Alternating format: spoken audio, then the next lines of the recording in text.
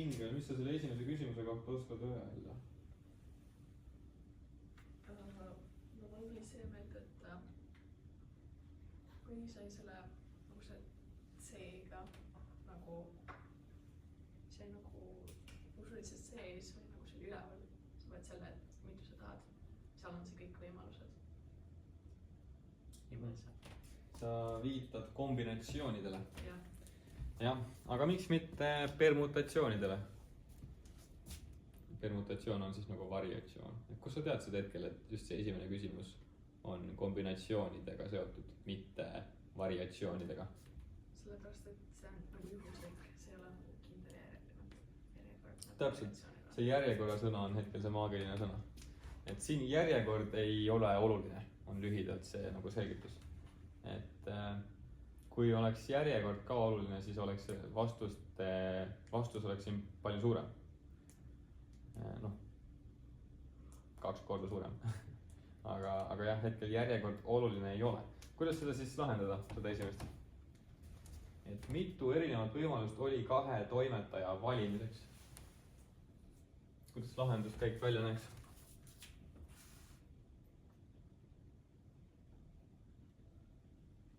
Siis kombinatsioonide näol. Kalkulaator tuleb appi. Oskate kombinatsioone sinna sisse toksida? Mitme inimese seast valiti ja mitu tükki valiti. Need on need 2 numbrit. Kuidas, mis saate vastuseks? Seda esimest vastust saada?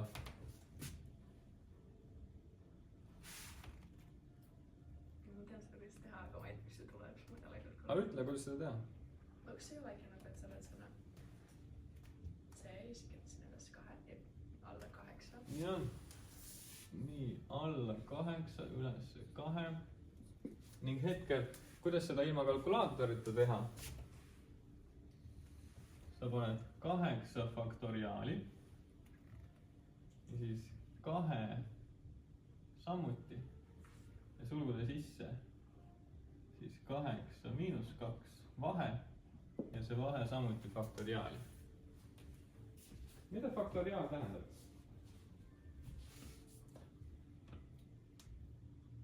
See nagu korrutad kõik nagu 8 või 7 korda 6 ja jah, täpselt nii.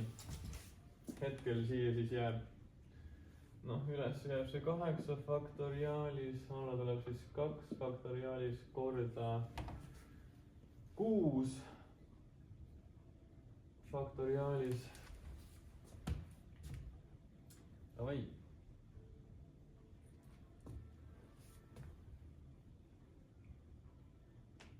Siin saab veits taandada neid faktoriaale hetkel. Aga see taandamine töötab ka omamoodi. See on ju see, et sa kirjutad nagu, sul on see 8 üleval ja sa kirjutad nagu see 8 korda 7 korda 6 ja siis sa taandad need 6 maha. Ja, nii on täitsa hea. Sa selgitasid päris hästi, et ma natukene avan seda 8 faktoriaali, siis 8 korda 7 korda 6 ja siit edasi ma kirjutan, et see 6 on faktoriaalis. Ja siis on siin 2 faktoriaalis ja siis on see 6, ikka veel faktoriaalis ja siis nemad taandame maha. Nii on.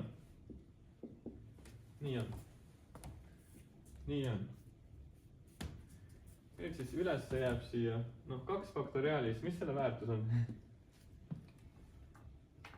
2. Jah, täpselt nii, see on siis 2 korda 1, jääb 2. Ja nüüd saab siin siis veel selle jagamistehe ära teha, jääb 28. Kui teil on kalkulaatoris oskus seda kombinatsiooni sisse toksida, mis on jälle siuke oskus, mis nagu eksamile minnes võiks olla olemas, väga soovituslikult võiks olla olemas, saate lihtsasti kontrollida ja veenduda selles, et kas teil on õige vastus. Et kalkulaatoris, kui ma selle sisse toksin, siis see 28 tuleb mulle kohe silme ette.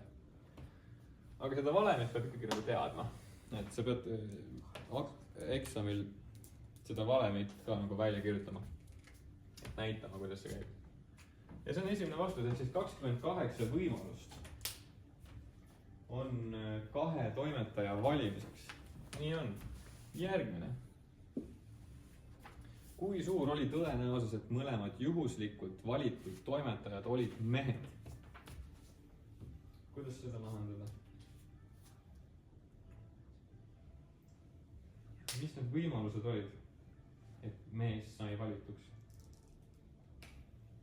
Oletame, et me hakkame valikut tegema.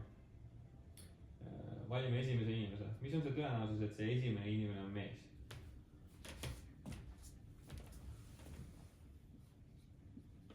Kas ei olegi lihtsalt nagu 2/8?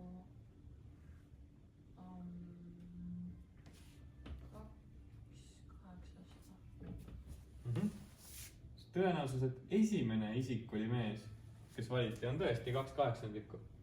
Nii, me valisime hetkel siis mehe. Nüüd, mis on tõenäosus, et teine on samuti mees, ehk siis esimene ja teine on mees. Mis tehe siia vahele tuleb, kui on ja tõenäosuse maailmas? Täpselt nii, ja tähendab korrutamist. Mis on see tõenäosus, et teine mees on samuti?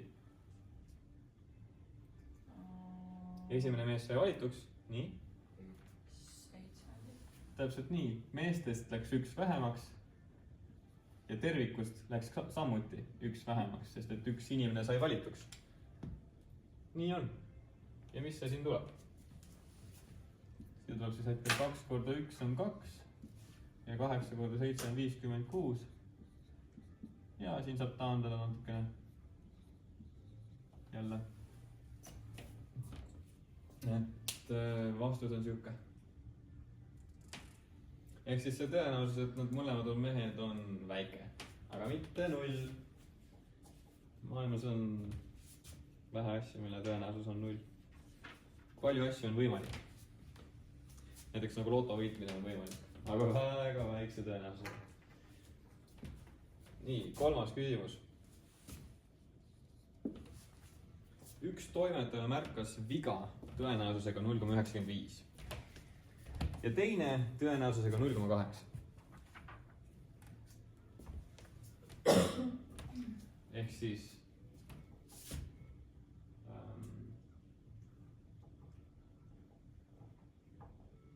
üks toimetaja on natukene asjalikum kui teine. Kui suur on tõenäosus, et mõlemad toimetajad märkasid viga? Ehk siis mis on see tõenäosus, et eksisteerib viga kuskil? Mis on see tõenäosus, et esimene ja teine märkasid seda viga? Jälle on korrutamine. Esiteks jälle on korrutamine, sul on õigus. Ma ütlen siia näiteks, ma ei tea, P2 ja siis P3 nagu ülesande numbriga. P3 ja korrutamine, aga mida me korrutame?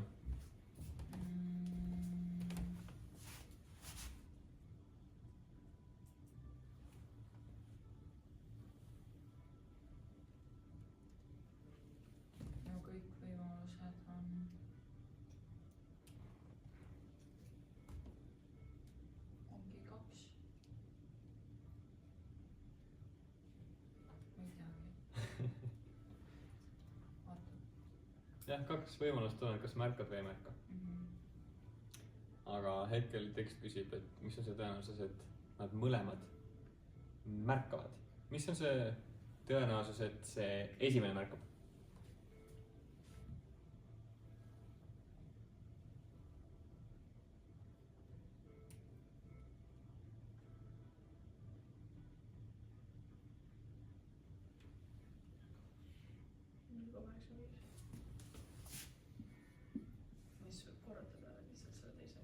Ja nii on. Ehk siis mis on see tõenäosus, et esimene ja teine märkavad? Nad mõlemad märkavad. Mis see tuleb? 0,76. 0,76. Nii on. Ja tõenäosus on siuke mõõtühikute suurus. Et me ei pane talle ühikut taha. Tõenäosuse väärtus saab olla 0-st kuni 1-ni. Ta ei ole mitte kunagi üle 1 ja ta ei ole mitte kunagi alla 0. Vaata nii ja siin on siis teine küsimus veel. Panen näiteks, ma ei tea, P4 näiteks. Mis ta küsis?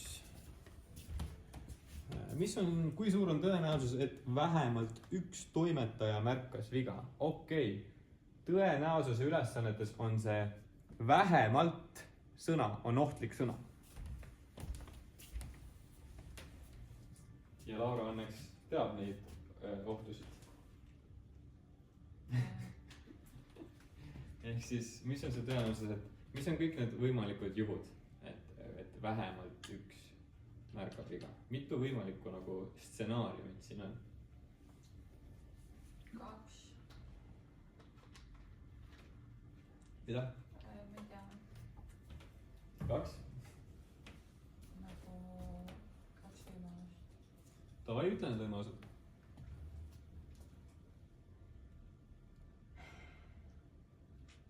Aga see ei olegi.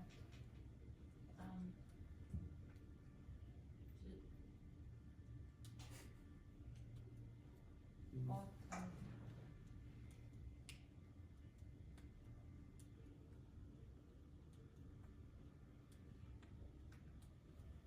No sul ongi ju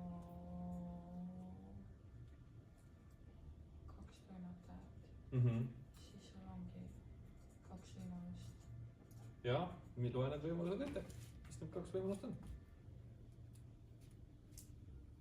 Et vähemalt üks märkab viga.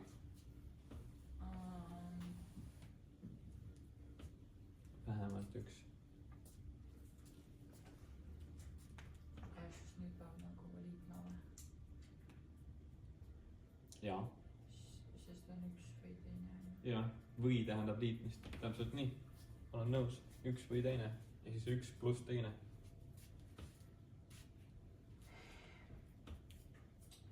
No...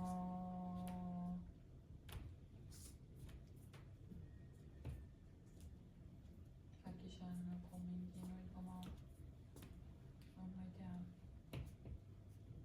Ma ei oska seda. Täna pole sinu päev. Ma pole täna eriti palju häid vastuseid sinu käest andnud. Kas see üldse kunagi on? Ja, vahepeal tuleb.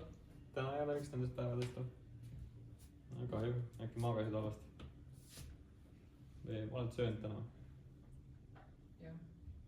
Okei, siis süüdistame midagi muud. Et aga Ingel ja Uko, et mis te oskate öelda, et mitu, me oleme stsenaariumite juures, et mitu stsenaariumit siin on? 2, et mõlemad märkavad või siis üks märkab teine. Tavai, kuidas seda esimest stsenaariumit, et mõlemad märkavad? No ta on meil tehtud, on ju. See 0,76. Ta on meil olemas, seega esimene stsenaarium on 0, selle tõenäosus on 0,76. Talle liidame otsa selle järgmise tõenäosuse, mis on siis, mis tehti ka kirjeldatav. Et üks märkab, aga teine märkab.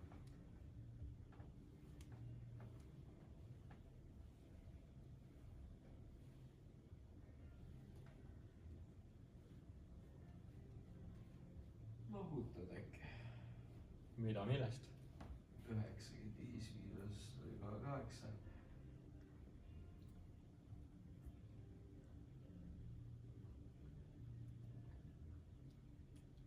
Vastus on ei, aga ma üritan välja mõelda, et mida see lahutamine nagu kirjeldab.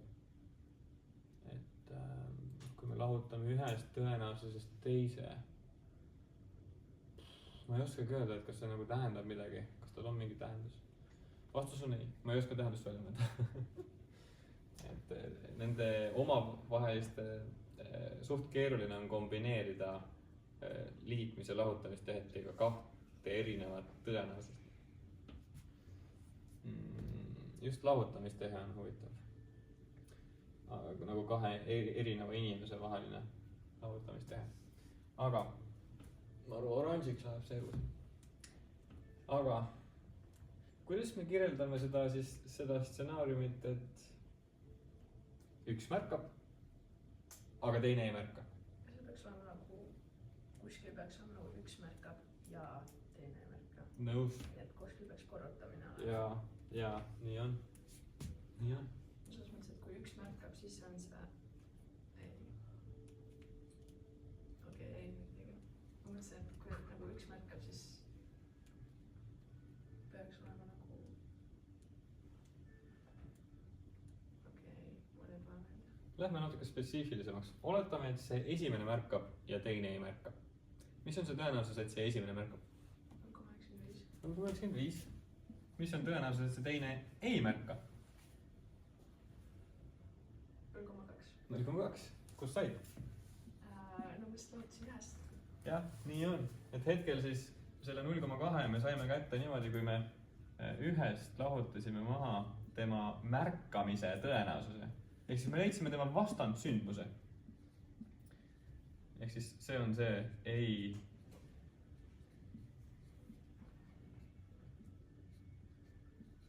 See on see ei märka tõenäosus. Et see teine, et see tõenäosus, et see teine ei märka on 0,2. Ma olen nõus. Kas sinna peaks nüüd tulema nagu teisega juurde see B+? Ja nii on. Hetkel siis tegelikult on siin 3 võimalikku stsenaariumit. Tõesti, jah. Nüüd sealt tuleb siia veel 1. Ehk siis nüüd on see 3. Mis see 3 on? 0,05 korda 0,8. No nõus. 0,8. Jah. Ehk siis tema, jah, ma teeksin rohelisega need, mis on, et ta märkab ja punasega need, mis on, et ei märka. Ehk siis siin on, et no siin on, et mõlemad märkavad. Mõlemad märkavad. Siin siis tema märkab ja siin tema märkab. Ja punasega on, et siin ta ei märka ja siin see esimene ei märka. Ehk siis siin on tegelikult võimalik 3 erinevat stsenaariumit, mis peab kõik, mille me peame kõik kokku liitma. Ja mis siit tuleb? Kui need kõik tehted siin kokku liita, see on pikk tehe. Mis selle vastus siit tuleb? No see 0,05 tema tehet peab ka näitama, et see on siis 1 miinus 0,95. Et mitte ühtegi numbrit ei tohi nagu kuskilt talla alt välja tõmmata. Kõik peate näitama paberi peal. Mis ta tahab? Nii nagu mõnus siuke cozy oranž on see tuva nüüd. Ma olen siuke kollakas meeldib. Peaks juba alguses olema siuke.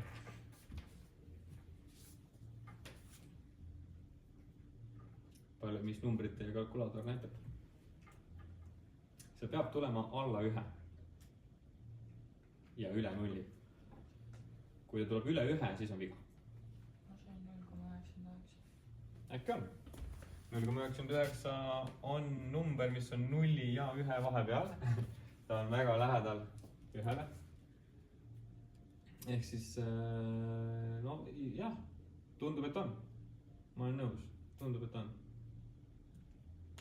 Jah, ehk siis see tõenäosus, et vähemalt 1 inimene märkab viga nendest 2 on päris suur. Et kui näiteks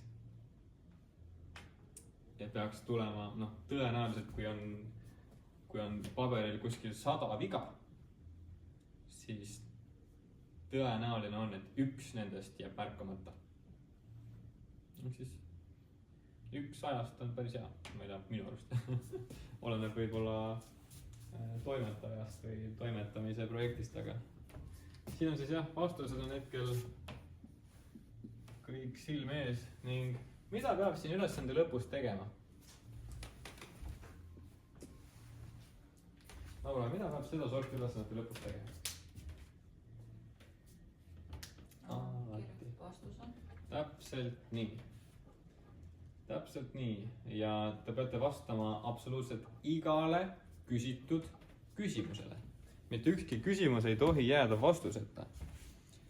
Isiklikult, kui ma eksamit lahendan, kohe kui ma esimese punkti kätte saan nagu vastuse, siis ma kirjutan kohe siia taha ka sõnalise vastuse. Sest et muidu ma äkki kunagi läheb meelest ära vastata. Siia ma panen ka eraldi vastuse, siia ma panen ka eraldi ja siia ka eraldi. Minu jaoks on lihtsam on vastata niimoodi eraldi, aga te võite ka vastata nagu pika joruna lõpus, et panete kõik nagu ühe vastuse taha nii-öelda. Aga Laura, vasta sõnaliselt kõikidele küsimustele ilusas, puhtas eesti keeles. Esimene